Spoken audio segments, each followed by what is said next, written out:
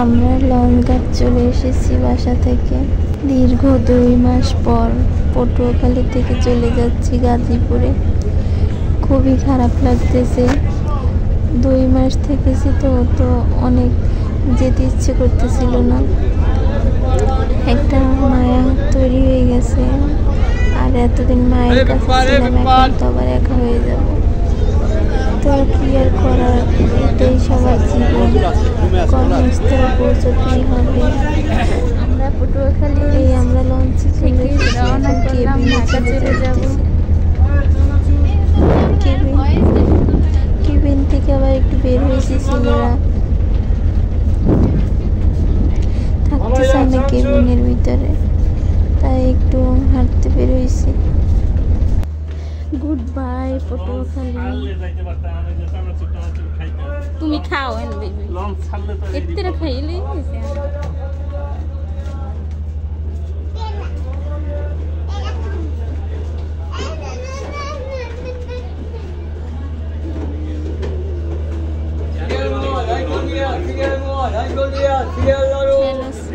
আমরা চলে যাচ্ছি পটুয়াখালী থেকে।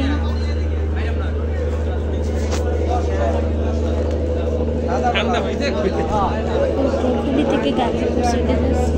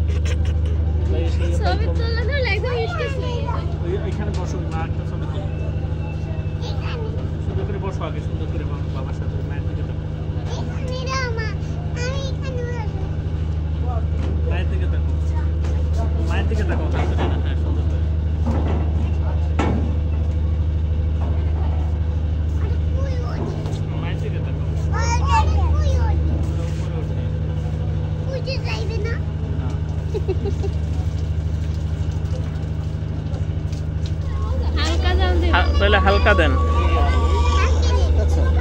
আমি ছুঁয়ে দিছি তো কিছু থাকবে না। সব পরিয়ে রইবে, সব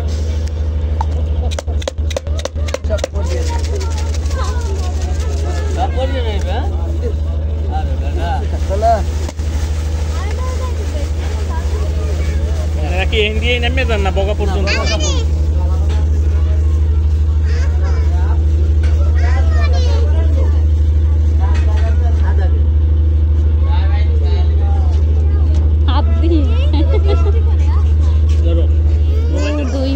পর আমরা আবার ঢাকা চলে যাচ্ছি।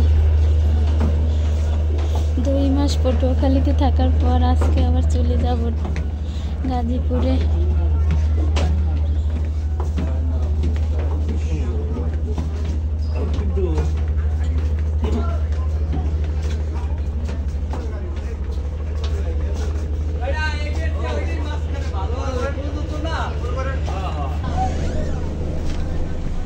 আমাদের কেবিন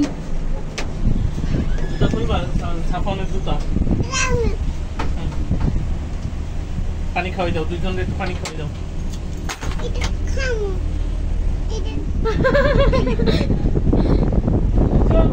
কি খাও দেখি, এটা কি, এটা কি দেখি। হ্যাঁ ওইটা দেখি পরে না জানো আর দাঁড়ে বল।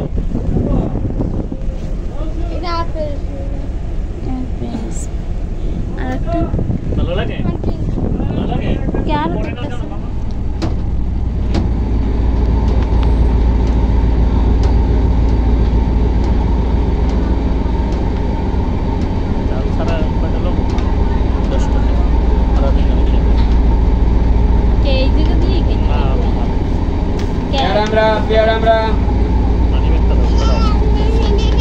দীর্ঘ 2 মাস পর আমরা পটুয়াখালী থেকে চলে যাচ্ছি।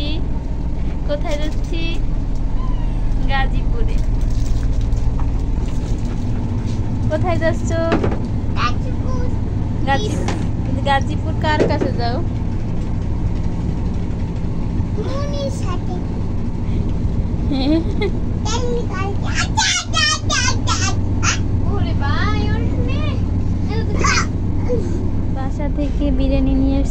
বিরিয়ানিটা এখন খাবো। আম্মু বিরিয়ানি দিয়ে দিছে যাতে পথে বসে খেতে পারি। আম্মুর হাতের বিরিয়ানি খুব মজাদার। রাত 9টা বাজে কিন্তু এদের চোখে ঘুম নেই। এরা এখন লঞ্চের বাহিরে বের হবে। এরা কেবিনের ভিতরে থাকতেই চায় না, একটা বাচ্চা থাকতে চায় না। লঞ্চের জানালা খুলে তারপরে এরকম কথা বলবে। এই ছেলে,